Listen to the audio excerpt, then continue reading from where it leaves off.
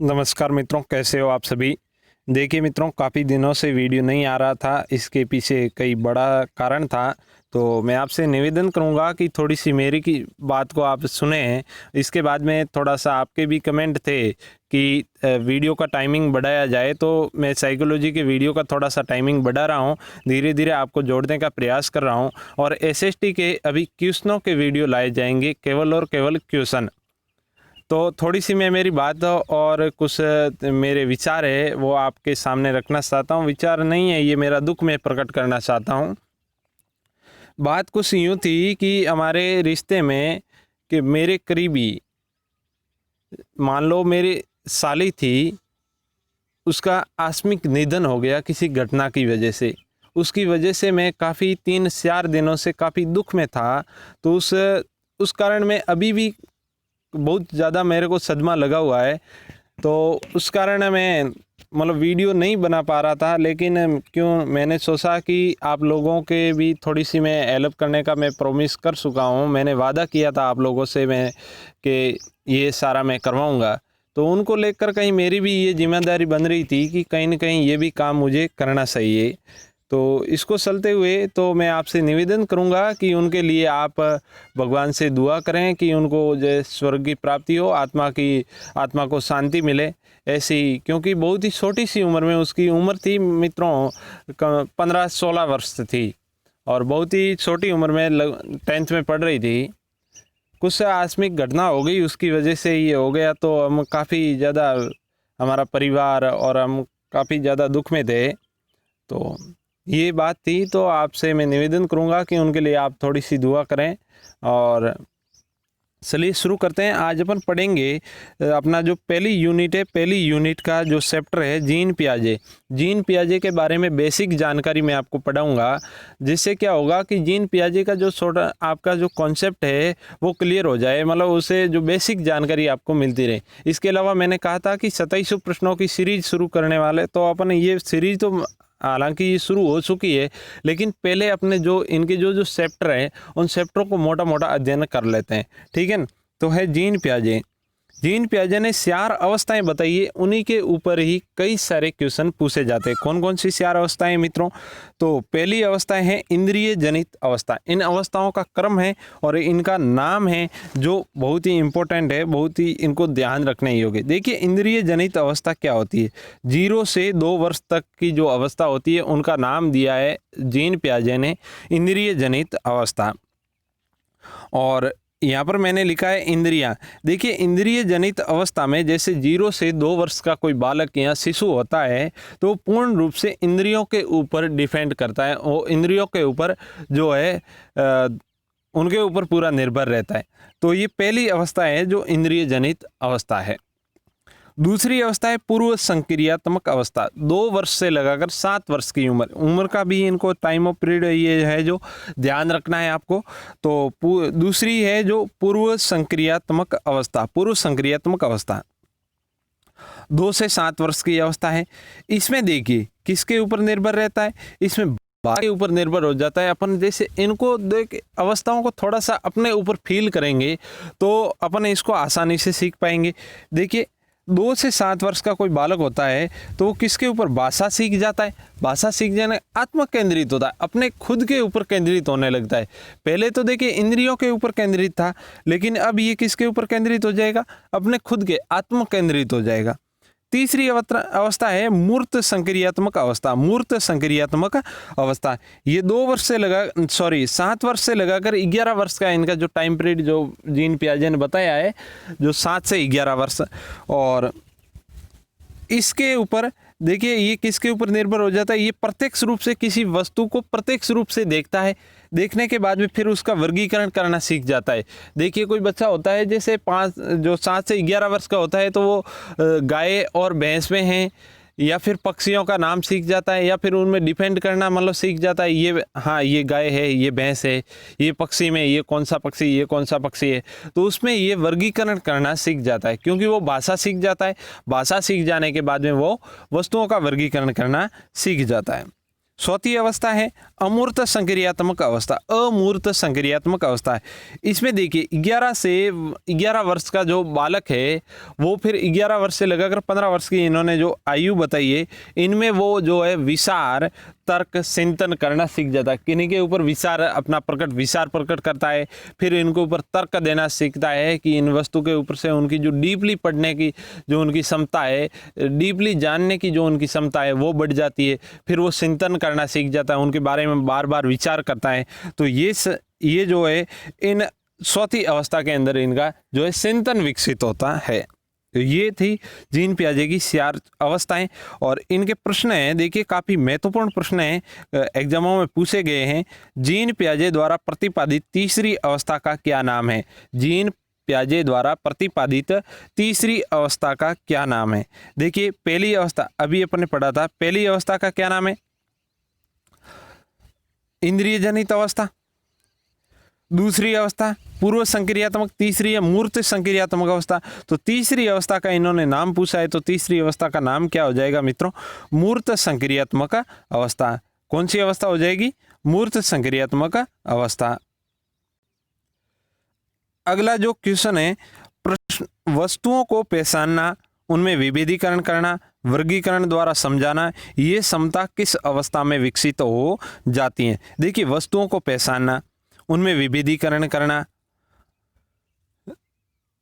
वर्गीकरण द्वारा समझना, ये क्षमता किस अवस्था में विकसित हो जाती है? देखिए वस्तुओं को पहचानना और उनमें विभेदीकरण करना, उनका वर्गीकरण करना, ये किस अवस्था में, मतलब ये क्षमता है जो विकसित कब हो जाती है?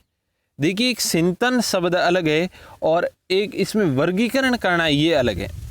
देखिए ये अवस्था मैं आपको बता दूं, ये मूर्त संक्रियात्मक अवस्था में हो जाता है। जो तीसरी अवस्था है ना, जो बालक जब 7 से 11 वर्ष का होता है तब ये करना सीख जाता है। अब आप कहोगे जो अमूर्त में क्या होगा? उसमें भी विभेदीकरण करना सीख जाता है। इसका भी क्वेश्चन आगे आएगा। देखिए इनको थोड़ा सा डीपली थोड़ा ध्यान में रखने का प्रयास कीजिए। देखिए वस्तुओं को पहचानना, वस्तुओं को पहचानना, इसमें सिर्फ वस्तुओं को पहचानना और उनमें विभेदीकरण करना, इतना ही पूछ रहा है। तो देखिए ये तो उनमें विकसित हो जाती है समझ जब बालक 7 से 11 वर्ष का होता है तब। तो ये अवस्था हो जाएगी मूर्त संक्रियात्मक अवस्था। अगला क्वेश्चन है, मूर्त संक्रियात्मक अवस्था का जो समय काल है वो कौन सा है? देखिए जो निश्चित जो समय काल है मूर्त संक्रियात्मक अवस्था का, जो जीन पियाजे के द्वारा बताया गया है, वो कौन सा काल है? देखिए वो अवस्था है जो 7 से 11 वर्ष, 7 से 11 वर्ष का जो काल है वो है मूर्त संक्रियात्मक अवस्था का काल है। अगला क्वेश्चन है, प्रथम अवस्था में बालक की विचाराभिव्यक्ति का माध्यम किसे माना गया? प्रथम अवस्था में जब बालक 0 से 2 वर्ष का होता है तो उसमें विचार अभिव्यक्त किसी के सामने करना चाहता है तो किसके माध्यम से करता है?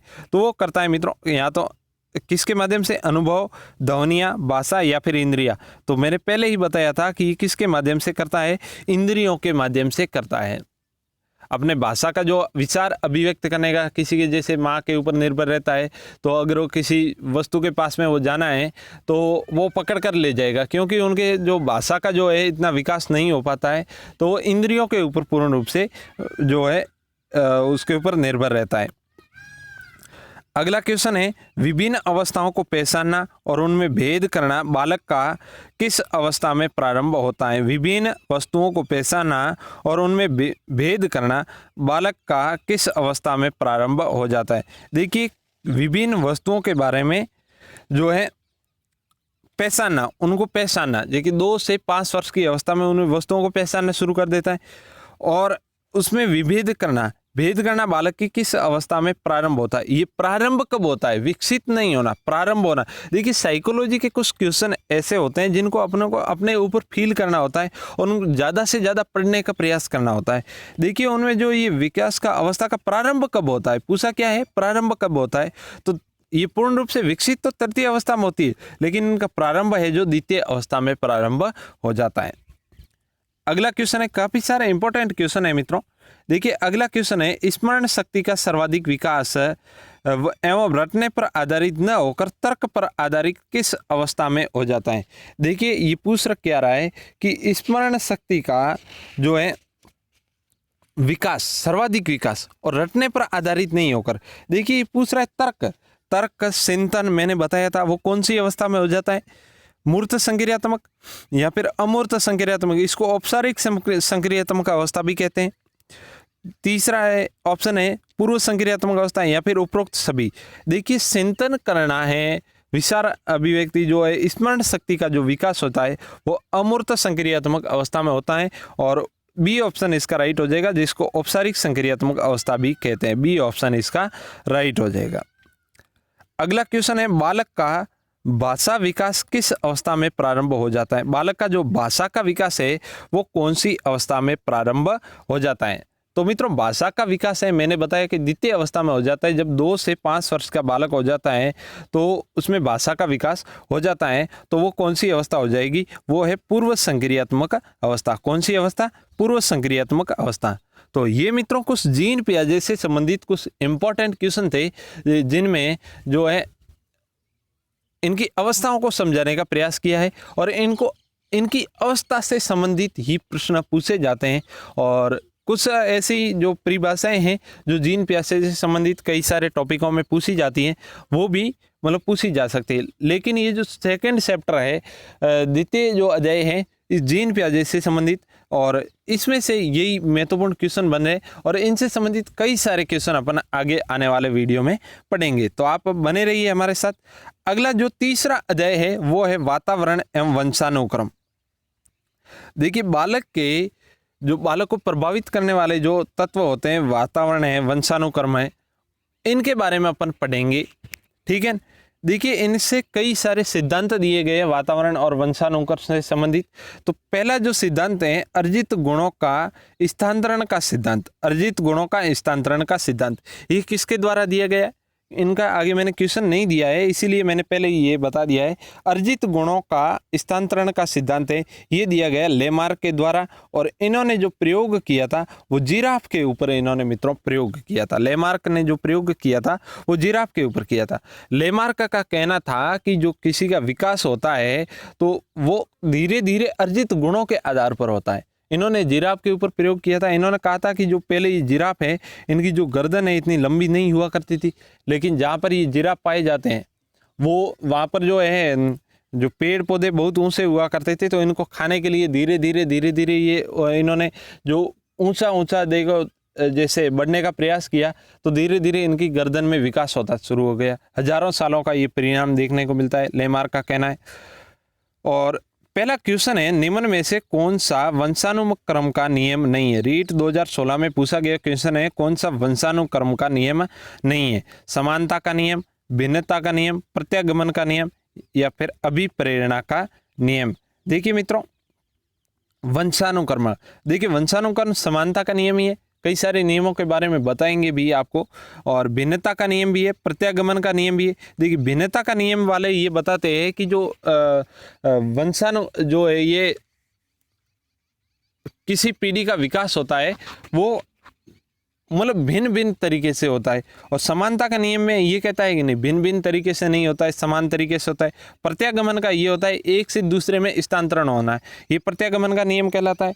और अभिप्रेरणा का कोई नियम नहीं है वंशानुक्रम से संबंधित, तो डी ऑप्शन इसका राइट हो जाएगा।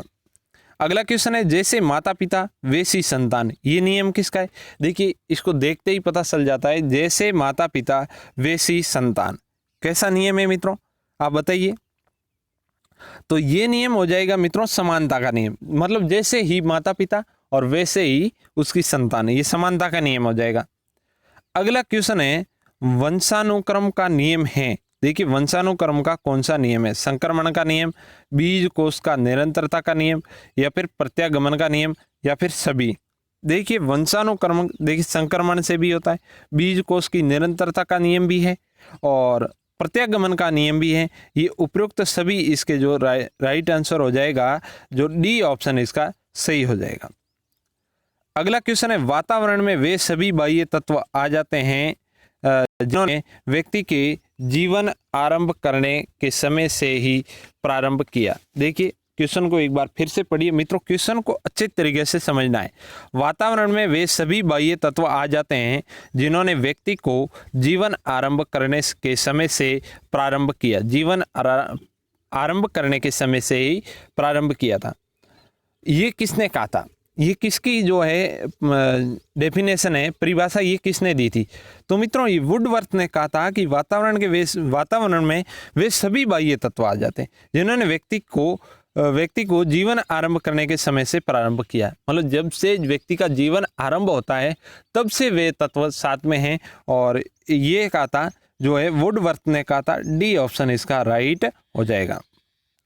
अगला क्वेश्चन है, विभिन्न प्रजातियों में शारीरिक अंतर का कारण वातावरण है। विभिन्न प्रजातियों में जो शारीरिक अंतर का जो कारण है वो है वातावरण। ये किसने कहा था? देखिए जैसे एक व्यक्ति है उसमें और दूसरे व्यक्ति में अगर कोई भिन्नता दिखाई देती है तो उसमें ये कारण कौन सा है? इसका जो मुख्य कारण है ये वातावरण। ऐसा कौन बताते हैं? ऐसा बताते हैं डॉक्टर बोन्स बताते हैं। बोन्स ये कहते हैं कि जो विभिन्न प्रजातियों में जो शारीरिक अंतर होता है वो अंतर वातावरण के कारण होता है। तो ये परिभाषा कही गई है वो बोन्स के द्वारा कही गई है। ठीक है ना। अगला क्वेश्चन है, माता पिता के शारीरिक एवं मानसिक विशेषताओं का संतानों में हस्तांतरण होना वंशानुक्रम है। माता पिताओं का जो है शारीरिक एवं मानसिक संतानों का हस्तांतरण होना ही वंशानुक्रम है। ये किसने कहा था? देखिए इनका कहना है कि अगर कोई संतान में कोई शारीरिक प्रवृत्ति या फिर शारीरिक बदलाव देखने को मिलता है या फिर उसके मानसिक बदलाव देखने को मिलता है तो ये उसके माता पिताओं के द्वारा ही उनको प्राप्त होता है। ये किसके द्वारा कहा गया? ये कहा गया मित्रों जेम्स ड्रेवर के द्वारा। यानी एक किसी वस्तु का हस्तांतरण, जैसे ड्राइवर होता है बस का हस्तांतरण करता है एक से दूसरी जगह पर, तो ये कहा गया है जेम्स ड्रेवर के द्वारा। मतलब ड्राइवर का आपसे याद रख सकते हैं इसको। आप मित्रों कमेंट करते हो कि ट्रिक के माध्यम से हमें सीखना है, तो मेरे पास ऐसी कई सारी ट्रिकें हैं जिसके माध्यम से आपको आसानी से ये मैं जो है परिभाषाएं याद करवा सकता हूँ। तो ऐसा भी अगर आपको ज़रूरत हो, अगर आप वीडियो पूरा देख रहे हो तो अगर आप मेरी बात सुन रहे हो, ऐसी भी आपको ज़रूरत हो तो देखिए मैं फार्म हाउस में बैठा हूँ, मोर की आवाज़ आप सुन रहे होंगे, तो मैं ऐसी ट्रिक भी आपको बता सकता हूँ। ठीक है। बीज कोश की निरंतरता के नियम के प्रतिपादक थे। बीज कोश की निरंतरता के नियम के प्रतिपादक थे। देखिए बीज कोश की निरंतरता ये एक नियम है, बीज कोश की निरंतरता का नियम। तो इसके प्रतिपादन करने वाले कौन थे मित्रों? Lamarck, बीजमैन, fried. बीजमैन नहीं है मित्रों, वीजमैन इसका नाम था, वीजमैन, फ्राइड या फिर मैकडूगल। तो मित्रों बीज कोश की निरंतरता के जो नियम के प्रतिपादक थे वो थे वीजमैन। मतलब बीज कोश और वीजमैन आप ऐसे याद रख सकते हैं।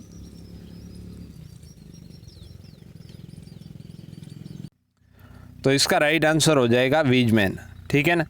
अगला क्वेश्चन है, स्त्री व पुरुष दोनों के कोषों में गुणसूत्र कितने कितने होते हैं? देखिए वंशानुक्रम नियम में अपने पढ़ते हैं कि स्त्री और पुरुष के दोनों के जो कोष होते हैं उस कोषों में गुणसूत्रों की मात्रा कितनी कितनी होती हैं? 22-22, 24-24, 20-20 या फिर 23-23। तो मित्रों ये तो सभी को पता होगा, इसका राइट आंसर हो जाएगा डी, 23-23 गुणसूत्र होते हैं। कुल 46 गुणसूत्र होते हैं। ठीक है ना। अगला क्वेश्चन है, किस नियम के अनुसार बच्चे अपने माता पिता की अनुकृति नहीं होते? किस नियम के अनुसार बच्चे जो अपनी माता पिता की अनुकृति नहीं होते? अर्थात है नहीं, जो जैसे माता पिता होते हैं वैसी संतान नहीं होती। ऐसा कौन सा नियम बताता है?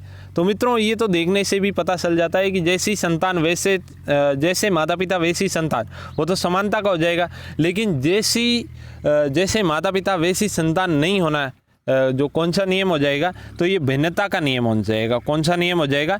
भिन्नता का नियम, बी ऑप्शन इसका राइट हो जाएगा। अगला क्वेश्चन है, बुद्धि के जो अंतिम क्वेश्चन रहेगा अपना जो इस अध्याय का, बुद्धि के विकास में वातावरण का अत्यधिक प्रभाव है। कथन किसका है? बुद्धि के विकास में वातावरण का अत्यधिक प्रभाव है। ये कथन किसका है? अगर कोई बुद्धि का किसी का विकास हो रहा है तो उसके ऊपर जो सबसे ज़्यादा प्रभाव पड़ता है वो पड़ता है वातावरण का। वातावरण के अनुसार उसकी बुद्धि का निर्माण होता है। तो ये नियम किसका है? ये कथन किसने कहा था? तो मित्रों ये कहा गया है कैंडोल के अनुसार। किसके अनुसार? कैंडोल के अनुसार। कैंडोल कहते हैं कि जो बुद्धि पर सबसे ज़्यादा जो प्रभाव पड़ता है वो किसका पड़ता है? वो वातावरण का पड़ता है। तो ये कुछ क्वेश्चन थे मित्रों, इनको मतलब बहुत अच्छी तरीके से 2-3 बार देखने का प्रयास कीजिए, जिससे क्या हो गया, ये क्वेश्चन बहुत बार पूछे जा चुके हैं और पूछने की बहुत ज़्यादा संभावना रहती है और काफ़ी ज़्यादा इम्पोर्टेंट क्वेश्चन हैं। तो मिलते हैं अगले वीडियो में एक नए टॉपिक के साथ। जब तक आप बने रहिए मित्रों, आपसे एक निवेदन करूंगा कि आपने अभी तक चैनल को सब्सक्राइब नहीं किया है मित्रों, चैनल को सब्सक्राइब करके वो बेल आइकन वाला बटन है वो भी दबा देना, क्योंकि जब से मैं वीडियो डालूं तो आपको नोटिफिकेशन मिल जाएगा उसको। और वीडियो को ज़्यादा से ज़्यादा मित्रों के साथ शेयर कीजिए और पसंद आया है तो वीडियो लाइक कीजिए। तो मिलते हैं अगले वीडियो में एक नए टॉपिक के साथ। जब तक के लिए जय हिंद, जय भारत, वंदे मातरम।